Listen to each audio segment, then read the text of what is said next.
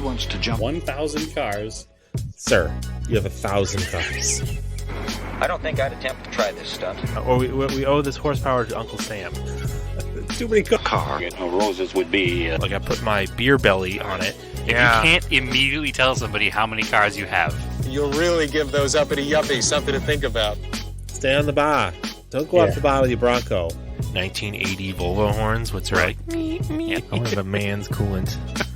And he's like, oh, I thought it'd be small. It's for a small car. And I'm like, yeah, but it's still an automatic transmission. They're never going to be light. It's definitely going to have to crash. Starting off with Brad buying another car. That's the West. Internet. You know, is this a Nigerian oil print? I also wish you drove a tan Camry. Anyways, Anyway, that's a horrible, very horrible podcast content. very Talking about a picture. inside joke.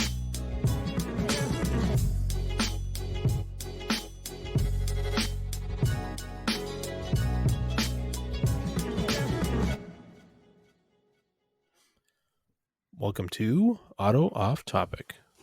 Hello, Brad. What is going on, Andrew? Oh, the usual. Unfortunately, might as well get right into it. We ended last week on a really bummer note. Yeah, it was kind of a very sour end of the episode. Yeah, everybody basically learned at that moment that Ken Block had passed away. Yeah, the automotive world stopped at, 8 o'clock my time, 8 o'clock Mountain Time, so 6 o'clock. Something like that, yeah.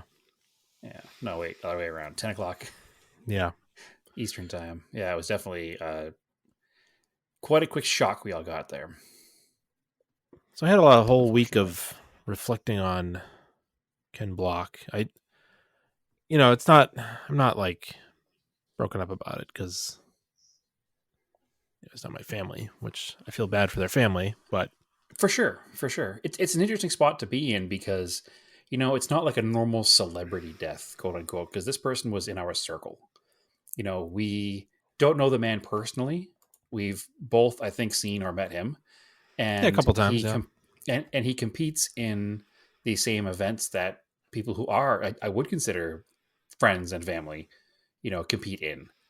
So it's not just some, in the ether celebrity we didn't know about. It was somebody who was, I don't know what the proper wording is, but he was very, very well known, obviously outside of the small world of the rally, community, but inside the rally community, he was even a bigger person than he is outside the community because he was such a well-liked and respected individual. Even if, you didn't really know him well, you didn't know anybody who didn't like him. He was a good guy. He was, I think I said it last week, he was one of the best ambassadors for the sport of rally that at least American rallies ever had. well, nobody had ever done anything close to professional with it in the U.S., so to speak. Not to his level, for sure. Not to his He's level. a professional, but never publicly. There was never the hooligan media machine there that he was instrumental in creating is something that was never done before. It was never so public that rally existed here in the United States. It was always kind of a niche community that kind of kept to themselves and wished that maybe there was a bigger community surrounding them. But I think Ken Block was one of the first to really bring that community out and do it well. So speaking of that, I didn't know who he was or who Travis Pastrana was before 2005. Correct. I wasn't a skate kid. I had no idea who these guys were. All of a sudden, we're at Maine Forest Rally, and there's these two new guys, and everybody's like, "Oh yeah, that's the DC Shoes guy, and that's the Action Sports guy, Travis Pastrana." And I'm like, I don't know who they are, but apparently they have a ton of money, and that's what they're doing. And I was initially very skeptical of this. I was like, right. Oh, that's cool. These guys just coming in carpetbaggers, but yeah. But they both proved their worth, maybe not as the world's fastest rally drivers, but they were pretty quick and they won some championships. And obviously, the money had a lot to do with that, but they also weren't there as a joke. They both came into the sport and they took it seriously. They wanted to win. They wanted to be fast. They wanted to do it right. And that's something that can't be said for a lot of other, I guess the term is gentleman racers in other sports, right? The guy who buys his seat in an IMSA car or buys his seat in a Lamborghini Trofeo Challenge car. Like they were truly into it and they wanted to do good, and they improved and improved and improved and did do good and won events and won championships. And again, they were what the sport needed to get new blood into the sport, because not only were they known to a whole different community of people with the dirt bikes and the skateboards and the clothing line and all that stuff, but they also endeared themselves, like I said, to everybody. They were just, I'm saying they were, but obviously Pastrana's still around, but just in general, the two of them were really good for the sport because they were good people. They were good with the crowd. They were good personalities. And I don't know, it's a huge loss to not only the sport of rally, but obviously the entire world, because It was an important so time for rally because the SCCA had just given up on it. Yep. And Rally America came around in 04, 05. I think that was the first season. 05 was the first season of Rally America. Yeah, it sounds about right. And, it was like nobody knew how it was going to go. And then to have these two big name stars, it really helped. And it's probably why Rally, it's not, we still haven't gotten a WRC round back here, but it's got a lot more going for it now than it did, 15 years ago. Yeah, for sure. For sure. There's a lot more events. There's a lot more series.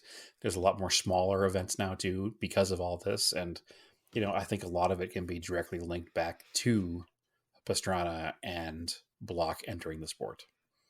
So, and not only in the sport itself, but just automotive culture in general. And again, there are negative connotations that have come along with some of the Hoonigan content, I think. But at the same time, they're putting out videos that people want to watch, and they're getting new people involved in cars. And at a time when people are saying that the car hobby is dying, the Hoonigan videos and the Hoonigan people are saying, no, cars aren't dying. Car culture is just as strong as it's ever been. And we're going to show you every side of car culture. And I think that's what I appreciate about Ken Block and the Hoonigan and what they've done for the community, because they've brought everything together. Like, you can watch their channel and you can see a 73 Caprice on 31-inch wheels drag racing, or you can see a drift car, or you can see a traditional hot rod, or you can see an old school like rail hot rod from the sand drags. Like, there's everything that exists in automotive culture exists in that world, and they certainly don't hold back. They show it all. So I appreciate that. Everybody gets a fair shake with their thing, and some people might not want that attention drawn to their side of the hobby, but you know what? The more people, the better. So I'm into it, and we can thank Ken Block for that, because Ken Block started Hoonigan with Brian Scotto. So without Ken Block, there is no Hoonigan. Right. And it may be outside of our, I guess, demographic now as a general rule, but I still enjoy some of their videos, and they're fun. I think the biggest thing is that they like having fun with cars, and that's our biggest thing, is we like having fun with cars. So, yeah, it wasn't, the first Gymkhana was really, really cool. I was already deep. I had already bought my Subaru at the time. sure. So it was just like, oh, this guy's doing some cool stuff. But it didn't, I've said it before. What got me was Gran Turismo. That's what really, we're already into cars, and then playing Gran Turismo is what we got into the JDM side of cars. So I think that goes for most people. But I guess for a lot of other people,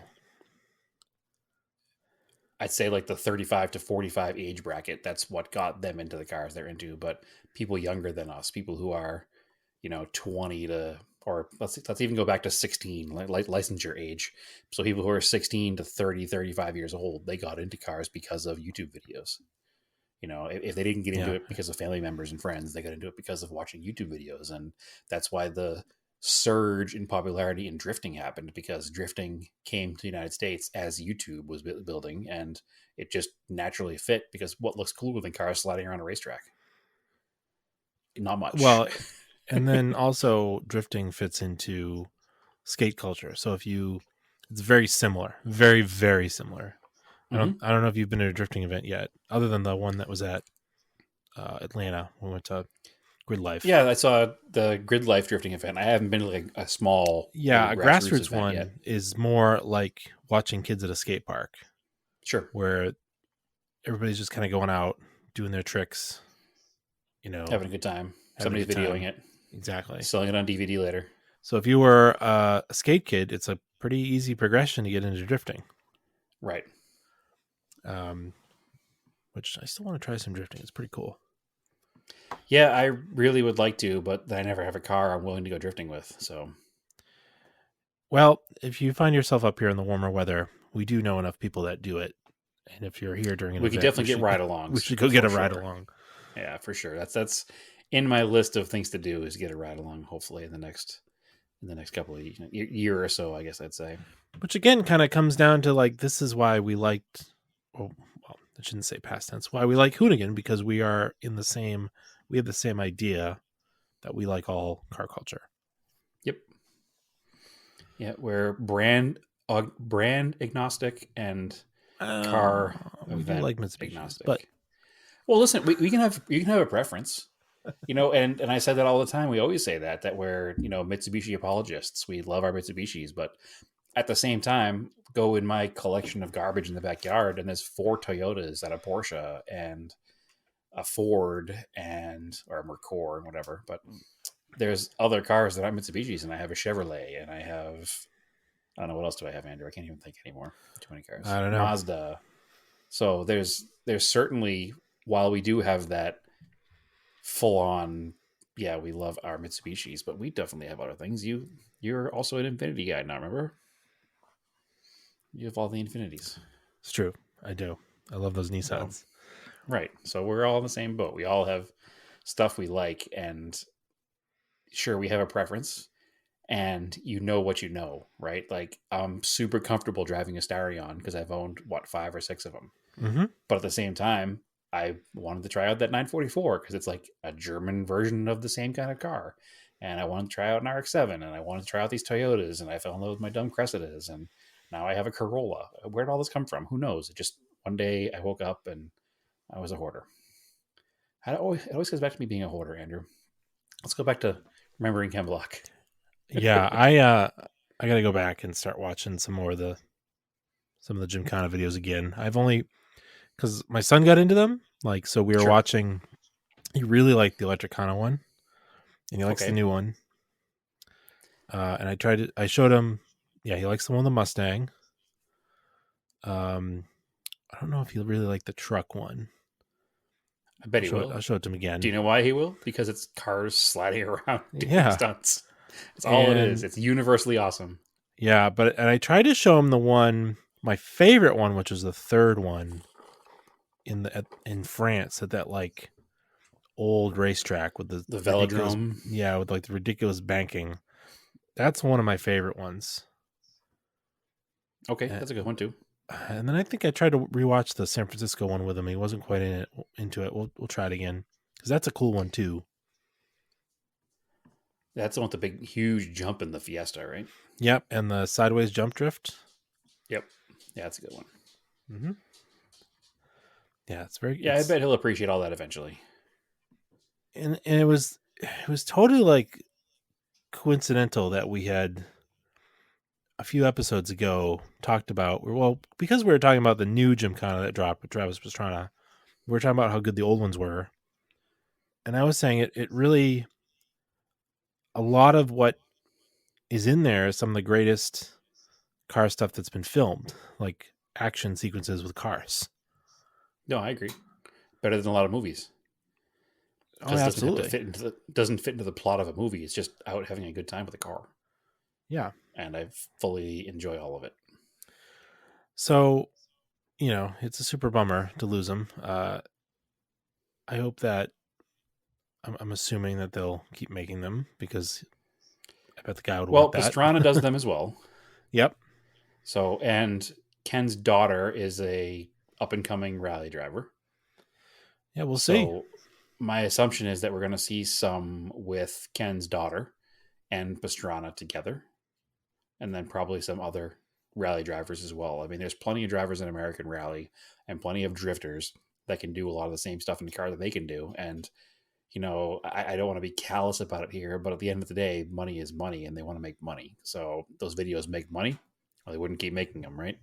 So there's still going to be videos that they're going to be lacking something without, or just knowing that, unfortunately, Ken Block is not going to make any more. So oddly enough, just today, I was scrolling through Instagram, and there I was served a video of Ken Block driving his snowmobile. He was unfortunately, killed while driving, showing how fast it was and how many cool tricks it does. And it was posted by Ken Block 3 weeks ago. Odd that it got served up today, huh? That is It odd. certainly was it was a bit of like this is off-putting. It's weird. Putting away Instagram for the day. So, but no, it was a little sad, but hey, at the same time, it's also nice to have that memory of you forever, right? Yeah, and I've been meaning to. I haven't had a chance, but I put them on my Flickr page. I have a bunch of pictures that I took of him over the years at mostly Maine Forest rallies. Sure. That was pretty cool, putting those together. Yeah, I mean, I just saw him at SEMA. Yeah. You know what? A month and a half ago, we had we had breakfast one morning with him giving a keynote speech, while watching Electricana. That's cool. It's just yeah. That's how they kicked off SEMA this year. It was a breakfast with Brian Scotto and Ken Block, and they had all of the media and people in a room together, and they showed us the whole Electricana video, introduced it with Ken Block and Brian Scotto, introduced the video, and then had a sit down interview session with them.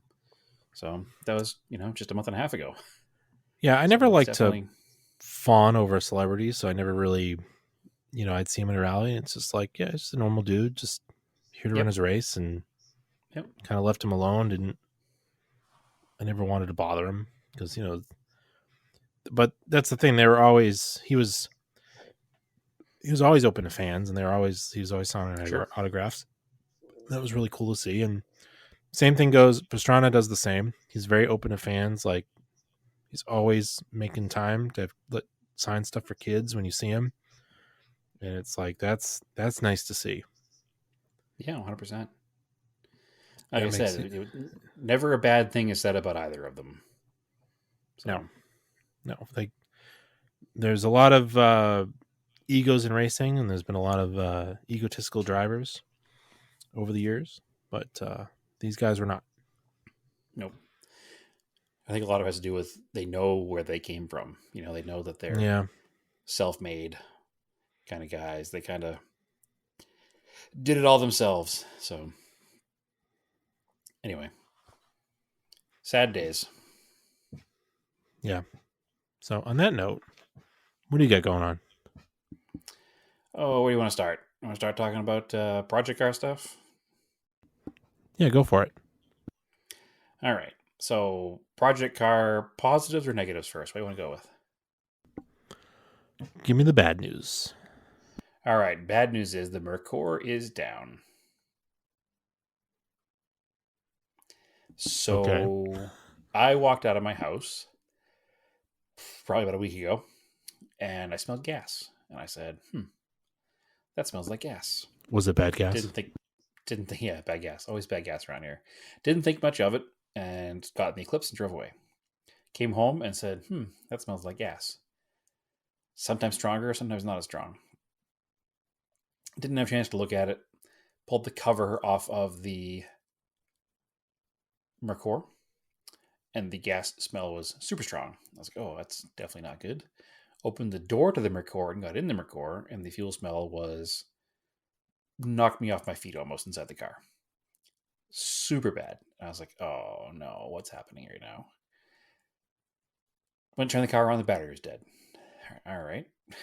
This is okay. So I'm charging the battery, and I'm just kind of poking around the car, and I looked under the car at the fuel tank because I figured before I brought it home, I had literally just filled it with fuel. So maybe the top of the tank has some issue, like a sending unit seal is bad, or maybe the filler neck goes in, maybe the rubber is cracked and it's leaking out of there. Maybe that's what's happening. So I'm crawling around the back of the car and I don't see any wet spots. I can't figure out where the fuel is coming from. And then out of the corner of my eye, I saw a drip. I was like, oh, that's weird. I wonder what's dripping. And I looked a little closer and I realized that the fuel pump is in the middle of the car, like an inline fuel pump. And it dripped. And I was sat there and I'm watching it again and it dripped again. And it dripped again. So, okay. Well, once the battery finished charging, I plugged the battery back in. Actually, let me go back to that story real quick. Charged the battery for hours. Nothing happened. Went to go look at it. And for some reason, my charger was charging at 6 volts, not 12. My charger is an automatic charger. Like it doesn't have a switch for 12 or 6. Yep. So I don't know if the battery is just so dead that it thought it was a 6-volt battery. That can happen sometimes. But nonetheless, it did not charge the car at all after being plugged in all day long. So I had to, reset it, and I actually looked at the screen and it said 12 volts. So I let it charge for the rest of the day again. Went out the next day, put the key in, turned the key just to the on position, not quite start the car, and I looked into the car and just saw the fuel pump just spraying fuel everywhere. Oh, fun. So something in the fuel pump went bad because I tried tightening it and it didn't do any good. It's like, sounds like a canister fuel pump. It's a canister fuel pump. Yep. Interesting. Well, at least it's under the car. You don't have to drop the tank. Yeah, it's a very simple one to deal with. I ordered a new one. Unfortunately, I have no job right now, so parts are expensive when you don't have a work. So I bought a nice Bosch one. I didn't want to cheap out. So as we all learned from the Starion, we know what happens when you cheap out on fuel pumps. So I'm not cheaping out on the fuel pump. I bought the nice Bosch one. And once that gets in here, I'll... The ethanol in the fuel ate the seals or something. Who knows? It doesn't look original. It looks pretty shiny and clean. Bad gas. So my assumption is that it was replaced sometime fairly recently, and it's just an aftermarket one that fell apart. Strange. Seems to be the way of things nowadays anyway, right? So don't make them like they used to. They don't. So that's, again, part of the reason that I bought the Bosch one, because I don't want to do the job twice again. So I'm not going to do the job twice. So I went ahead and I ordered that. So that car is sitting. Unfortunately, it was in the very front of the driveway in front of all the cars. So I did push it, but my goodness, that car is not a Corolla or a Colt. It is quite heavy to push by yourself. So thankfully, Naomi was able to help me push it because she's having foot surgery Friday. So after this week, she won't be able to help me push for like 8 weeks. What is love but pushing broken cars? Yeah, well, it's part of the deal around here, right? Most of the cars I can push myself, like the Colts and the Corolla, and all of them are pretty lightweight. But it's good because they usually broke it down. Oh, you say it like it's a joke, but there's more truth to that than most other things. Anyway, so that car is down for the count, unfortunately, until that part comes in and I get around to fixing it. So the car behind that is the brown 80 Corolla. So I was like, all right, you know what?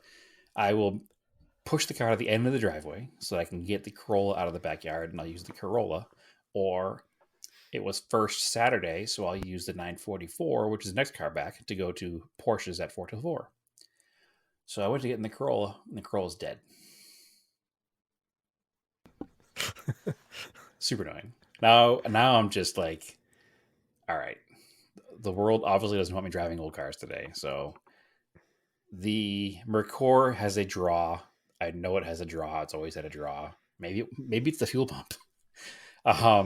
And I expect it to be dead because I forgot to unplug the battery. It's fine. The Corolla, however, was just driven 5 days prior, to go pick up that desk that I picked up to build model cars in. So it should be fine, but it's not. So I put the charger on that all day long. I come back out to it. It says 12.6 or 12.5 or whatever the voltage is with nothing powered on. Mm-hmm. So fully charged, right? Still won't start. It's just making that like the clicking noise of the Bendix not being able to turn. Yeah. So I was like, all right, well, I'll do the old trick and I'll smash the starter with a hammer. You can't because it's completely encapsulated behind the left motor mount and behind the exhaust manifold. Oof. So I was able to get like a crowbar in there. I just kind of hit the crowbar, but that didn't help either. So chatting with you guys and some other people on our Discord. Again, come hang out in the Discord. It's fun. Chatting on Discord, everybody's like, well, it sounds like it might be a bad cell in the battery. Maybe there's not enough cold cranking amps. Now, have you ever had a battery that had enough volts but not enough cold cranking amps? No, but I've had one on the bad cell. We know of a couple other people that had one on the bad cell recently. Was it a fairly new battery? Yeah, 21. Like, batteries in like the last 2 years, awful quality. Extremely expensive, awful quality. Like, yeah, we'll talk all about the expensive batteries. part in a minute. Yeah. Like, I bought an Optima Red Top for the Talon in April, like 2020. It had a bad cell, April 2021. Like, luckily it was all full warranty, and the one in there seems to be okay. Well, this battery was dated 7 of 20. Yeah, 7 of 21, which Not would that mean old. it was a year and a half old. 7 of 21? Yeah. No, that's... Yeah, all of 22. So yeah. Not that old at a all. year and a half. So it's a year and a half old. But unfortunately, I didn't own the car a year and a half ago. Doesn't And matter. the previous owner didn't own the car a year and a half ago. So we didn't have the phone number of who bought the battery. It doesn't matter. The battery's got the date code on it. They don't doesn't do it that matter. way? No. That's you need to have- bullshit. Yeah, because you can take those stickers off, move them around.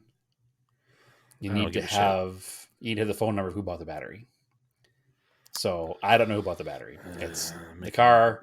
The car had one owner from 1980 till 2019, and then it had like 5 owners from 2019 till me. So no idea who bought the battery. Unfortunately, I had to buy a battery. So Ugh. I decided I was going to be cheap because I had bad luck with batteries lately.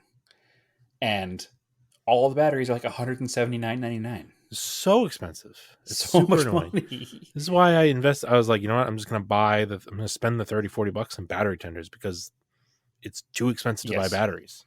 Yeah, I do have a new battery tender. So Yeah. Anyway, so I started shopping around at who has the cheapest batteries. Because I'm like, you know what? I'm just going to buy a cheap battery. I don't care. It's only going to last 2 years anyway. I'd rather spend $50 on a battery than $200 on a battery. So Walmart lists a battery for $55. Bait and switch. It's got 1 year warranty on it. I'm like, that's fine for $55. If it dies in a year, I don't even care. It's a warranty. If it dies in 2 years, it was $55. It's almost a quarter of the price of the parts store battery. I'll go get it. So we drove over there, brought our battery core, Naomi and I, in the Eclipse.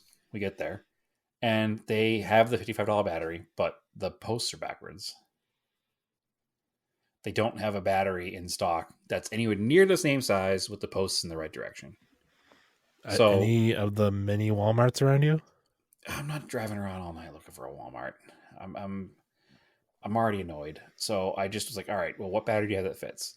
$179.99, Of course. $165.99 is what it was.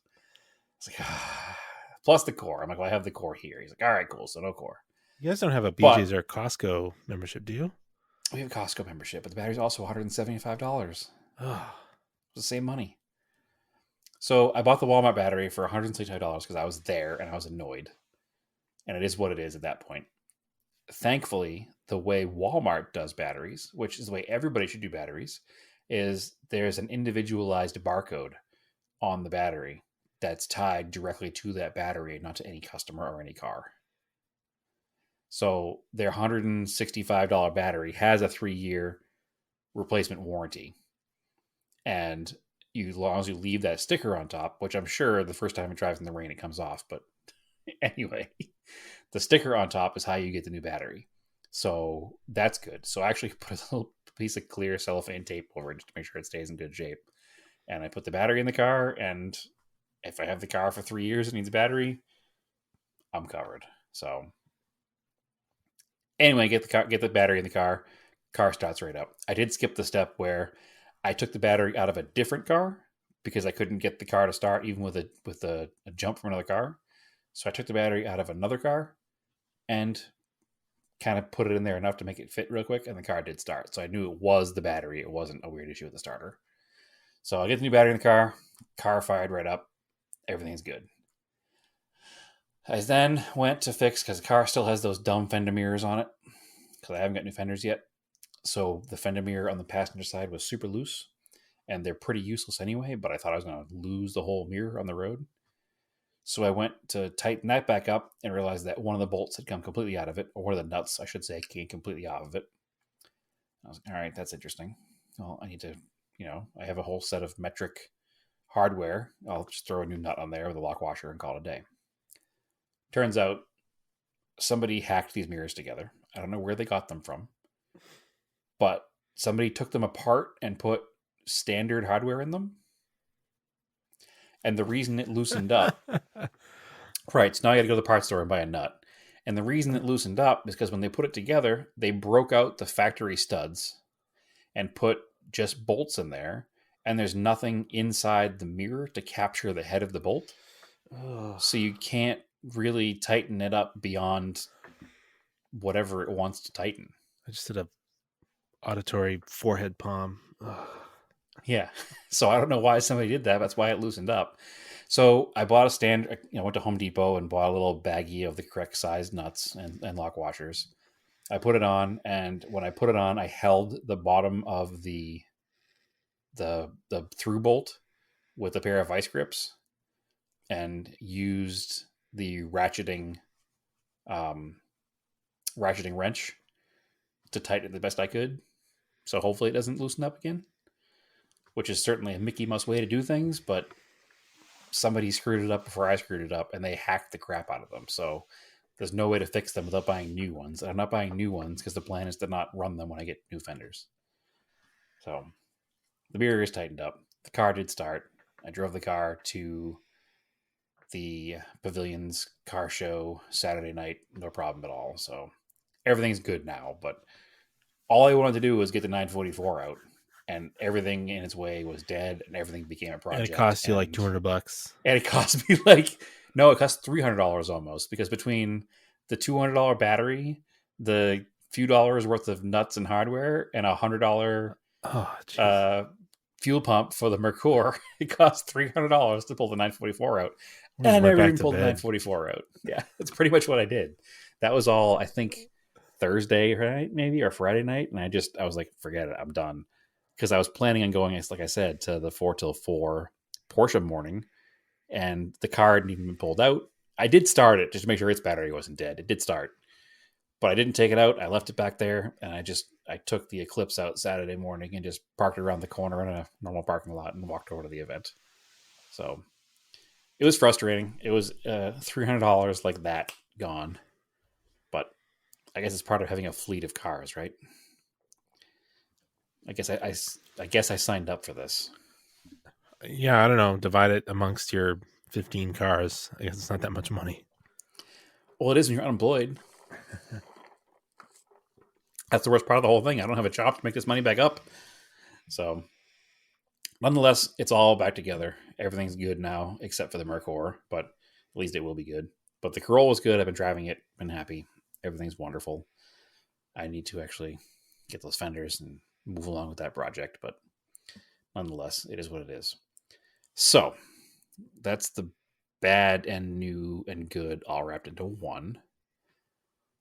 I did one other project with Naomi actually just before. Actually, no, hold on. Before we get to that, Corolla currently doesn't move. I forgot a whole part. So when I bought the car, it had a lot of slop in the shifter. I think I talked about this. There's a $245 short shifter kit you can buy. Yeah. Or there's the $13 worth of hardware you can buy to fix it. Did that ever show up? It just got here, yes. It came from Indonesia somewhere. So it's here. Well, again, the car was drivable without it, so it wasn't the end of the world. So the car actually is in the driveway in pieces right now, but I just figured out how to get it apart. So it's all apart and should be together in the morning, and we'll have reports back next week on whether or not that worked and how much effort it actually was. So, and if it doesn't work, then we're going to spend another $245 on a new shifter. So we'll see what happens, but it should hopefully work. It's a pretty simple setup. The hardest part was the shifter shaft that goes into the transmission is 2 pieces, and it was difficult to get them separated because neither of them is hexed. So it's just it's round stock into round stock, and you have to take off the top section of round stock because the bushings and stuff won't fit over it because it's wider. And taking that off was a bit of a nightmare because there's not any way to do it. I actually had to reinstall it in the car and use a pair of vice grips. So managed to get it apart, but it was not super simple. So that's why I haven't finished it yet, because it took me like an hour to figure out how to get this stupid thing apart. So that'll be reported on next week of how that worked out. So fingers crossed by tomorrow that'll be all set. The final update is garage related in general. So it's the garage door. Do you have auto opener on your door? You don't, right? No, the ceiling's not high enough. Okay.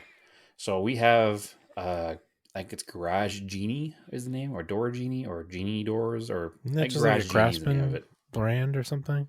I don't know. It came with the house. But one of the important things to remember here is to make sure you close your garage door. We live kind of near a busy area. I wouldn't say our neighborhood is bad, but crime of opportunity, leave your garage door open. There's bicycles and stuff that roll away pretty easy, right? Yeah. So we're pretty on it when it comes to making sure the door is closed when we go inside.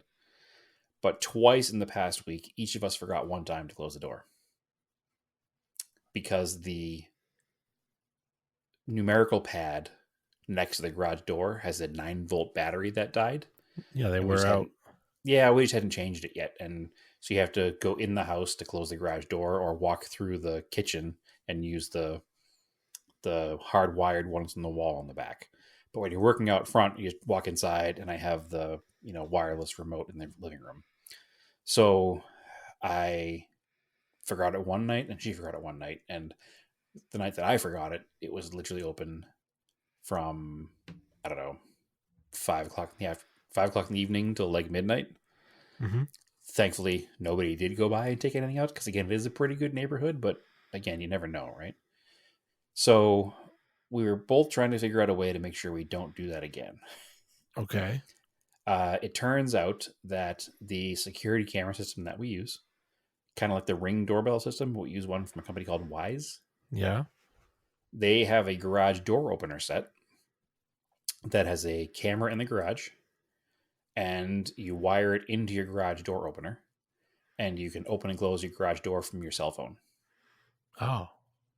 And if your garage door is open, Alert you if it's open? it will alert you if it's open for a certain amount of time. Oh. So if the garage door is open for more than 20 minutes, it'll alert you, and you can, say, hey, it's fine, I'm out here. Or, oh crap, I better go close that garage. Oh.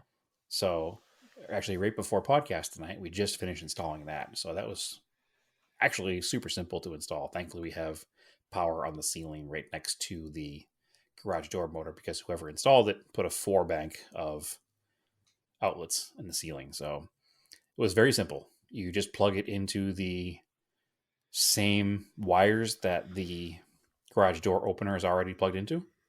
It's like these little, like super thin little wires. Yeah, it's like barely doorbell any power at wires. all. It's exactly like doorbell wires. So you put those in, you mount the camera to the ceiling, and you close the door, and you have this QR code that you have to stick on your door. It's like a 10 the camera by 10. looks for it? The camera looks for the QR code. Oh. So if the camera sees the QR code, it knows your garage door is closed. Oh. Yep. Super slick. So it literally took us, 45 minutes to install the whole thing. But now we have that added level of security of not only do we have this thing that tells us that the garage door is not open, but we also have a security camera in the garage that shows the whole opening of the door when it's open. So God forbid somebody does go in there, we'll have a nice clear picture of who it is. Or like when I came by and nobody was home and I didn't have a key, you could have just probably hit a button and let me in. Yeah. Yep. Could have done that because we must be able to do it remotely because it goes into our Wi-Fi. Yeah. So it must. That's why you couldn't open it. Yeah, because I can log into the camera from away from the house, so he must be able to log into the system from far away. So, yeah, also a good call. Didn't think about that one, but well worth it. So I don't know if you have security cameras or anybody listening does, but we bought Wise. It's WYZE. We bought them because they don't require a subscription, and everything is done locally. And actually, the reason we got Wise in the first place is because they advertise a pet camera.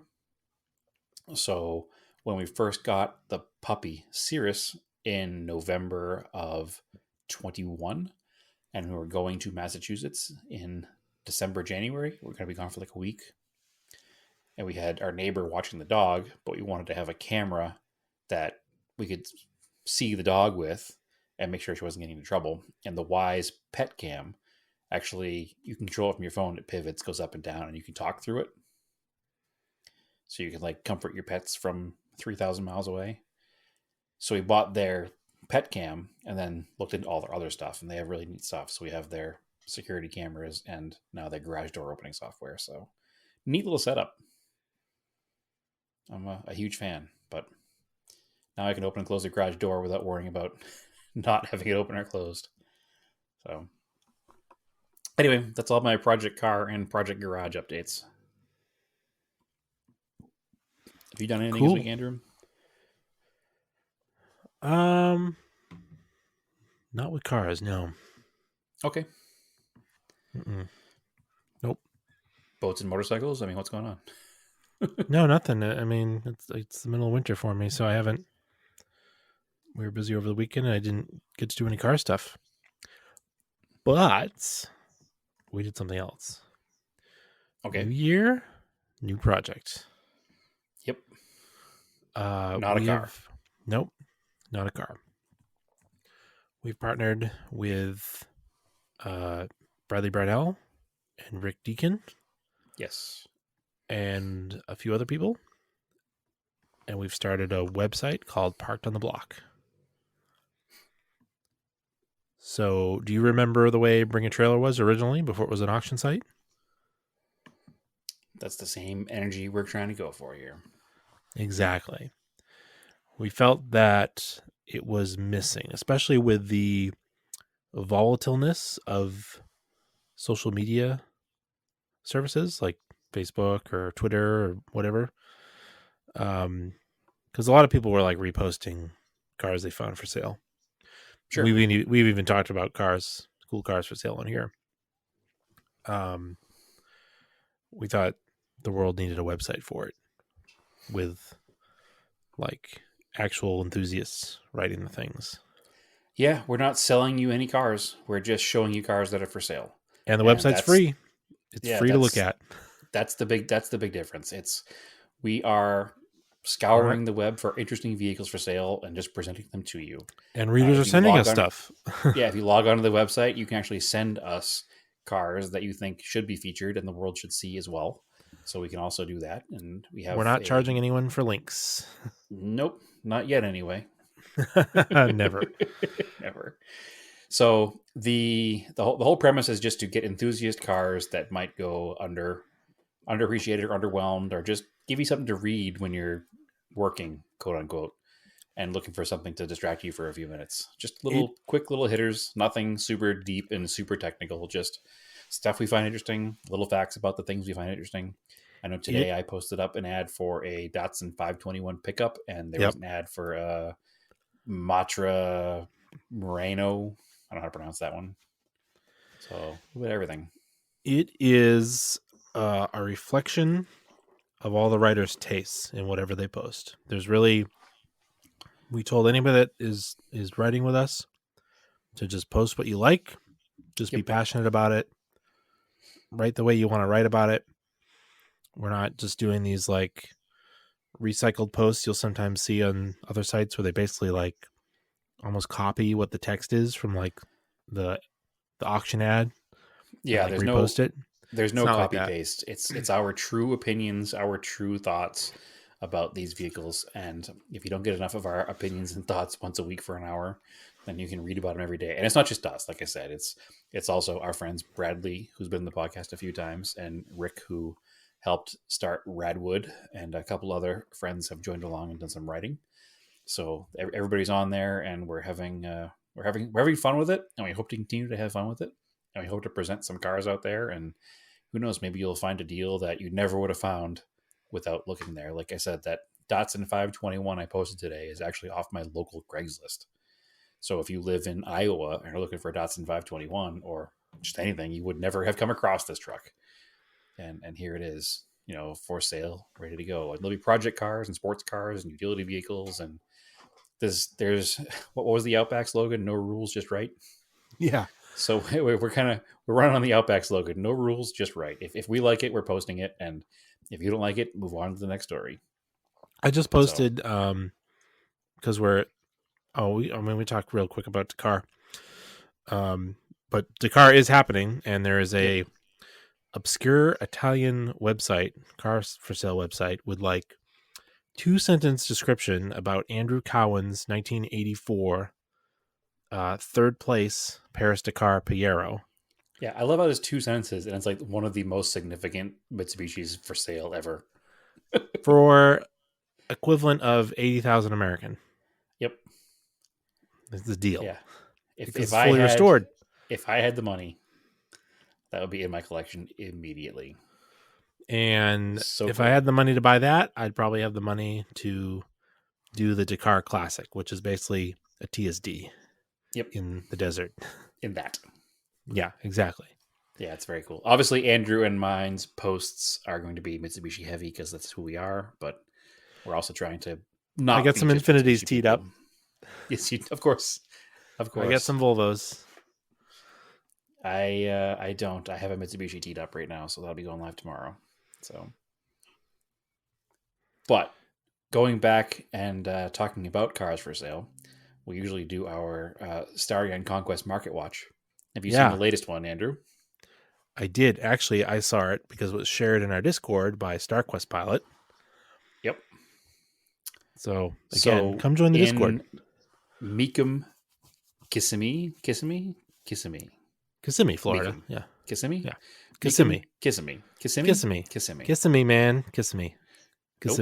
Anyway. It's Kissimmee. So, at Meekum, Kissimmee, they sold an 88. So not even the super rare year. Okay. Starion in white over beige. Okay. With 56,000 miles. All right, pretty low mileage. It's fairly low miles. The car is clean. Yep. It's not show car clean. Okay. It's very nice driver clean. Okay. For a new world record price. Yep. Of $40,000. Wow. Now, I don't understand. Wasn't there a lower mileage one on Bring a Trailer? Before this, I drew less than that. I think 80. Sorry, 80. 30 was the number, or 35 maybe, something for like an 87, 88. The number wasn't 40, so this is a new record. It's not the nicest one that's ever been on the market either, so it doesn't make a ton of sense. I don't understand why it went for so high. The only assumption I have is that you have somebody who has a lot of money. Was it Starion or Conquest? It's a Starion. Oh, so it's not even like some Mopar guy. Yeah, the weird thing is the Starions seem to draw more than the Conquests. Huh. Doesn't make much sense, but they do. So, yeah, I don't really understand. The only thing that makes sense to me is that somebody who wants to buy a Starion, or two people apparently in this case, that want to buy a Starion, say, well, I have tons of money, and if I overpay for this car by 10 to 15 grand, what's the difference? Yeah, I guess. So,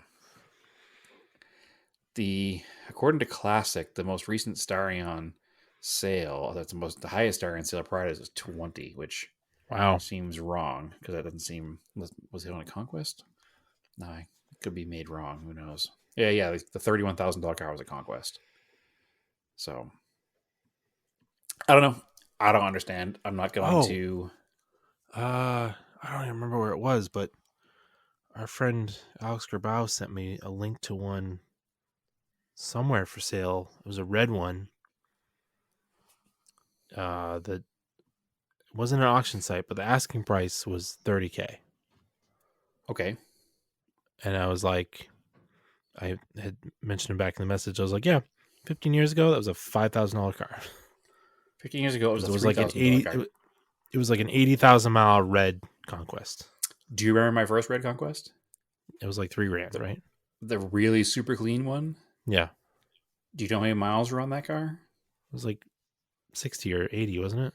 I bought it with 60,000 miles on it. And I sold it with like 70 for $2,800. Ugh. And I sold that car to buy my house. So what year was that? 2009? 2008? So Maybe it was 2009. Yeah, yeah, I bought the house in 2009. So I sold the car to buy my house in 2009. So at $2,800, and I sold the car with a fresh turbo, and in the trunk I had a brand new, in the box still, like the last one in the world I found, 3-piece factory air dam in the Yeah. box, freshly refinished wheels.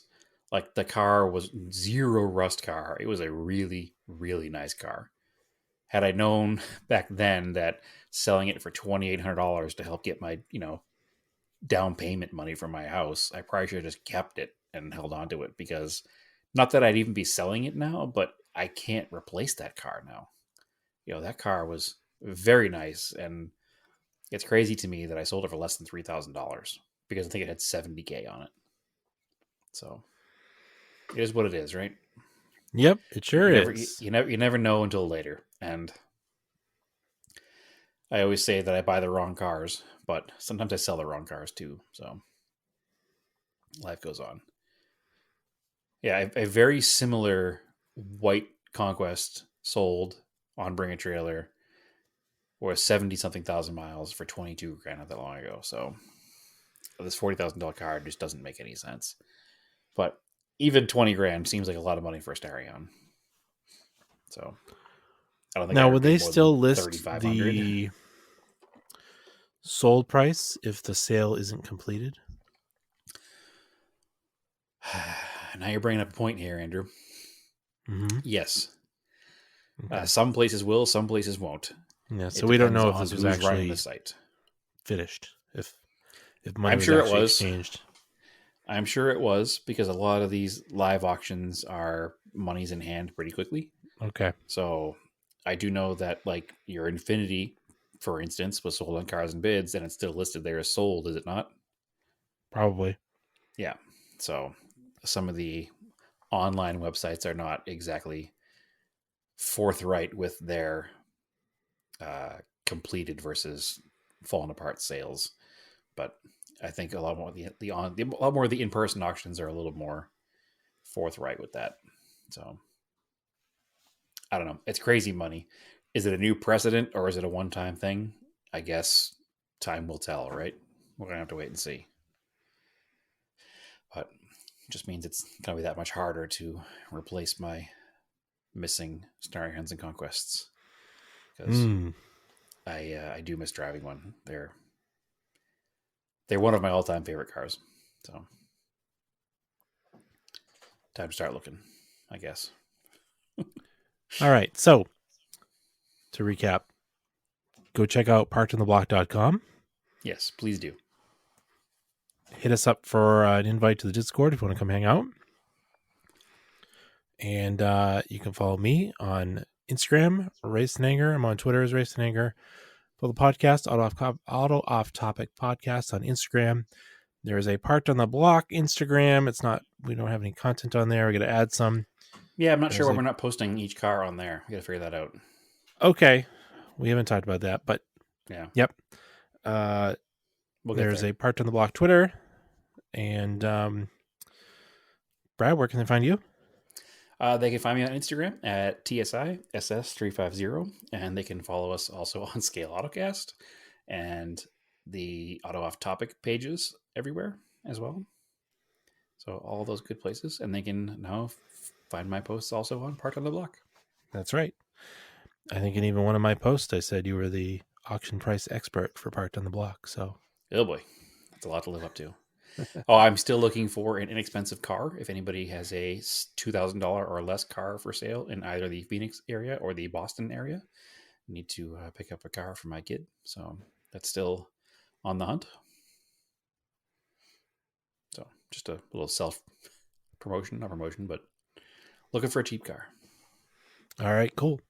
So, as always, keep cars analog and aim for the road.